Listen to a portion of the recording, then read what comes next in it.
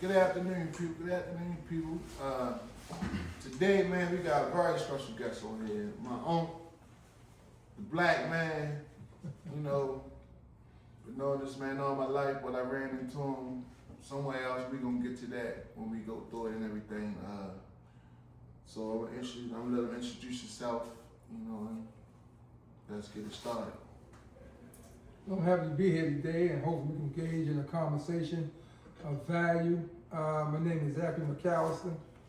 I have been incarcerated for 40 years since the age of 16. I'm now 67. I have participated in many self-help groups. I have developed programs, ran organizations. I have witnessed the growth of many young men.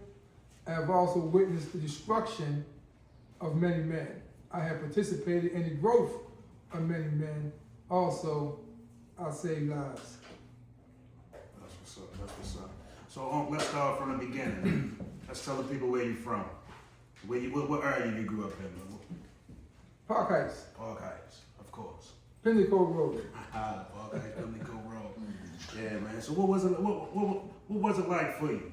So you said you got in trouble at the age of 16. So let's talk about before you got in trouble. What was it like growing up on Pimlico Road? Back then, you talking about the 60s, 50s, it was, Park Heights was, you know now, it's a Jew town for the most part. Okay. Very clean area. You can walk down the street basically and literally take charges and pass up down Park Heights on people front lawn. It was crazy. Then society was different then. Right. The mindset of society was different then. You had what we called back then a cohesive atmosphere amongst families. People went for each other's families. You know, if you did some stuff, you know what I mean, they would whoop your butt and the parents wasn't going to kill you afterwards and beat you up. That was part of the discipline growing up. So that was really an acceptable process at that time. Dollar was different, was more valuable. Back then we had hippies. Okay. You know, hippies was coming through in buses and, you know, they had their little buses. In fact, parked right in the back of on Pimlico Road, Miss Flossie's in the back alley. They had buses of everything. They had the weed, they had the field. And the thing is, you never got robbed, never got killed. Mm-hmm. And people going in there, they was getting the weed and pills. It was crazy, but that was a mindset. It wasn't a lot of, it was pretty stable in the sense of being stable. Now if that would happen, it would be pure destruction. So, yeah, but society was different then. You know what I mean?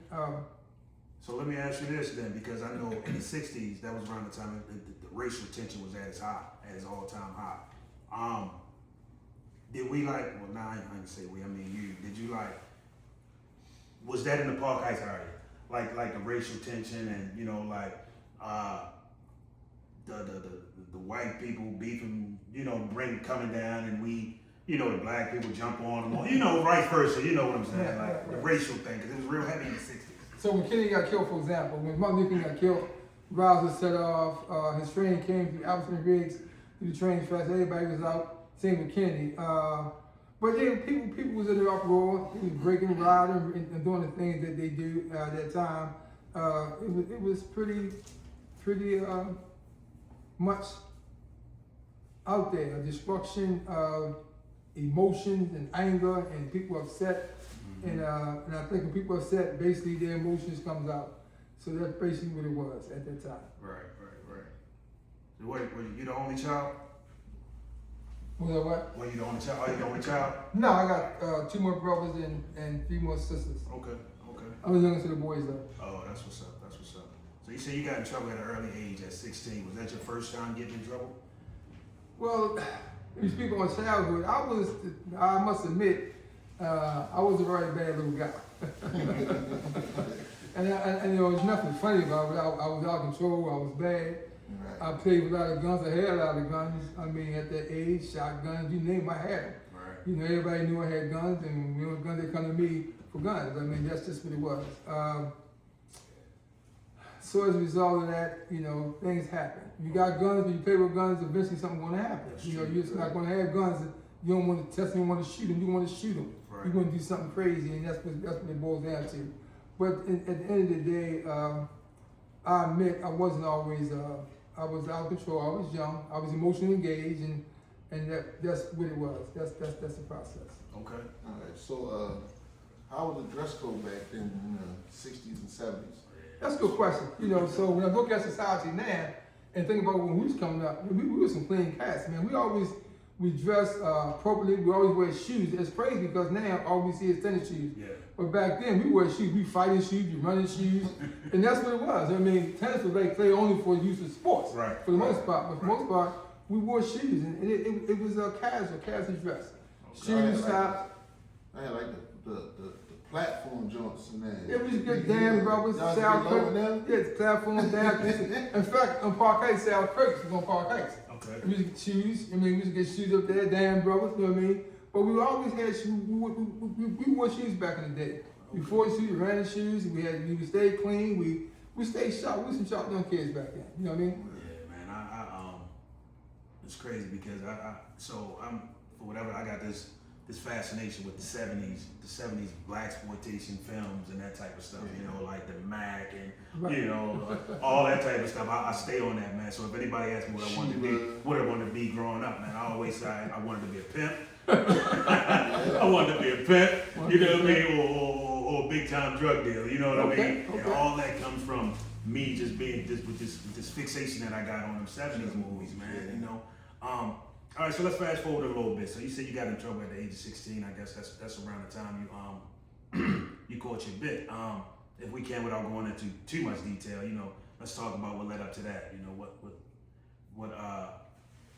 well, first let's see what were you charged with at 16? Well, prior to that, I had 10 murders on police. You know what I mean? Was firebombing on police. That result, as a result, really from my sister. It's crazy because police call us all the time to say my sister Sheila, which is my nephew mom, and I just went crazy.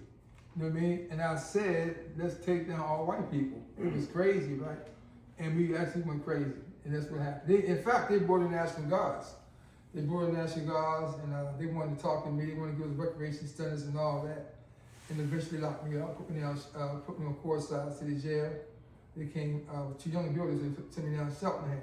Took me out there to Cheltenham. Wound up beating that charge. Unfortunately, I was beating that charge. But yeah, I was an emotional guy. I was young, emotional, and then pretty much have the growth and maturity that I have today.